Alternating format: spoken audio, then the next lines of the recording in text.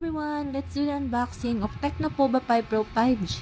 Fancy guys, pag open pa lang ng box, Diyos ko, aming pasabog talaga ni Tecno. Pero, in fairness, napaka-expensive tingnan. Before we start, bibigyan ko lang kayo ng trivia. Number 1 na si Tecno ngayon, na best-selling smartphone here in the Philippines. First with the display, it has 6.78 Full HD plus 120Hz refresh rate. Guys, design pa lang. Hindi talaga ako makakapaniwala na below 10,000 lang yan. Sorry guys, complete accessories naman siya inside the box. Charger, earphone, injector, gift card, sticker, and of course, screen protector. I forgot, jelly case din pala meron na siya. Guys, Tecnopoba 5 Pro 5G.